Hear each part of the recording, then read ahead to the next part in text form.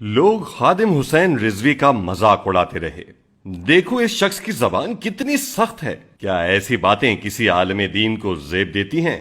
مگر جو بات ہم نہیں سمجھ پائے وہ یہ ہے کہ خادم حسین رضوی صرف مولانا نہیں، ایک مجاہد بھی ہے. کیونکہ اسلام نے صرف نماز نہیں، جہاد کا بھی حکم دیا ہے. سالوں کی پستی نے ہم سے اس کا شعور ہی چھین لیا تھا. یہ تو اللہ بھلا کرے خادم حسین رضوی کا، جس نے مسلمانوں کو یہ احساس دلایا کہ ممبر پر بیٹھ کر امن اور محبت کی بات درست، مگر کفر کو للکارنا ہے تو لہجہ سخت کرنا ہی پڑتا ہے. یاد کرو اس وقت کو جب صحابہ کرام خانہ کعبہ کا طواف کر رہے تھے اور مشرکین مکہ ان کا مذاق اڑانے لگے. ذرا دیکھو یہ کیسے گبرو جوان ہوا کرتے تھے، مگر اسلام نے انہیں کتنا لاغر، کتنا کمزور کر دیا. حالانکہ اسلام اکڑ کر چلنے کو پسند نہیں کرتا، تکبر کا رد کرتا ہے.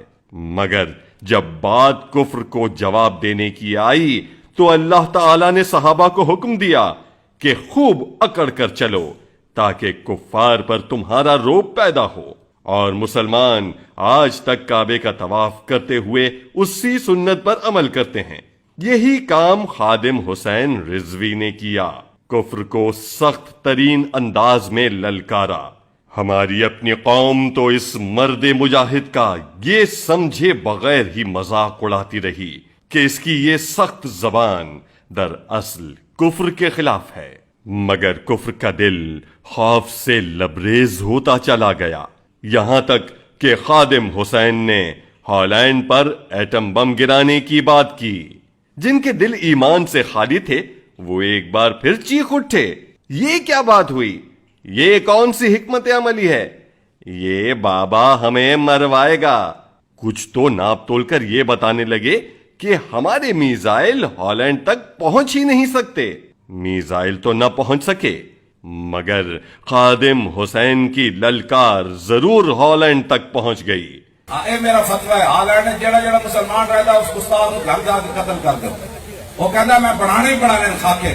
اسلام کا خوف ضرور گیرٹ وائلڈر تک پہنچ گیا، کیونکہ خادم حسین ایک سچا مجاہد ہونے کے ناطے یہ بات اچھی طرح جانتا تھا کہ طاقت ہتھیار میں نہیں للکار میں ہوتی ہے، جسے انگریزی میں پاور پروجیکشن کہتے ہیں.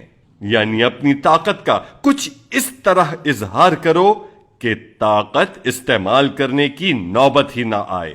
ماڈرن وارفیئر سے واقف حضرات اس حکمت عملی کی افادیت سے اچھی طرح واقف ہیں، اور اسی ماڈرن حکمت عملی کو اس شخص نے بخوبی استعمال کیا جسے میڈیا اور لبرل جدید تقاضوں سے ناواقف مولوی سمجھتے رہے. ساتھ میں یہ یاد رکھنا بھی ضروری ہے کہ ایسا مقابلہ پہلی بار نہیں ہو رہا تھا. 2012 میں جب گستاخانہ فلم بنائی گئی تو اس کے خلاف احتجاج میں ہم نے اپنے ہی ملک کے 6 سنیما گھر اور متعدد املاک کو نذر آتش کیا، مگر فلم کو نہ روک پائے. اور کچھ ایسا ہی اس کے بعد ہونے والے مختلف گستاخانہ مقابلوں کے وقت ہوا. مگر خادم حسین رضوی نے سیدھا اس ملون کا گھیراؤ کیا. ملک میں ایک ٹائر تک نہ جلا، مگر خوف سے گیرٹ وائلڈر کا سارا غرور جل کر راکھ ہو گیا. کفر کی تو سازش ہی یہی ہے کہ غم و غصے میں ہم اپنا ہی نقصان کریں. اعلان کیا کہ نقصان ہوگا تو تمہارا، حملہ کریں گے تو تم پر، بدلہ لیں گے تو تم سے. ہم اپنے ملک کا کوئی نقصان نہ کریں گے نہ ہونے دیں گے، مگر تمہیں نہیں چھوڑیں گے. اور یہی وہ نعرہ تھا جس نے کفر کو ہلا کر رکھ دیا، اور وہ ہو گیا جو عثمانی سلطان عبد الحمید دوئم کے بعد کوئی نہ کر سکا تھا. یعنی گستاخانہ مقابلہ منسوخ ہو گیا. عبد الحمید کے پیچھے تو پوری سلطنت عثمانیہ کی طاقت تھی، مگر خادم حسین کے پاس تھا تو صرف اور صرف عشق رسول اور جذبہ ایمانی. خادم حسین تم پر کروڑوں سلام ہوں. تم نے میرے نبی کریم رؤوف و رحیم صلی اللہ علیہ وآلہ وسلم کی عزت پر پہرا دیا۔ آخر میں قوم کے نوجوانوں کو مخاطب کر کے کہنا چاہتا ہوں کہ اب تو اپنی آنکھیں کھولو اور دیکھو کہ میڈیا اور سوشل میڈیا خادم حسین کے خلاف اتنا زہر کیوں اگلتا ہے؟ اس لیے کہ وہ جانتے ہیں کہ کفر کا مقابلہ آج کے دور میں اگر کوئی کر سکتا ہے تو وہ خادم حسین ہے، اور تم ان کے بہکاوے میں آ کر خود بھی اس مرد مجاہد کی توہین میں لگ جاتے ہو۔ سوچو، اگر بروز محشر رسول اکرم صلی اللہ علیہ وآلہ وسلم نے تم سے پوچھ لیا کہ جو میری عزت پر پہرا دیتا رہا تم نے کیا سوچ کر اس کا مذاق اڑایا، کیا سوچ کر اس کی تضحیک کی، کیا تب تمہارے پاس کوئی جواب ہوگا؟ نہیں نا۔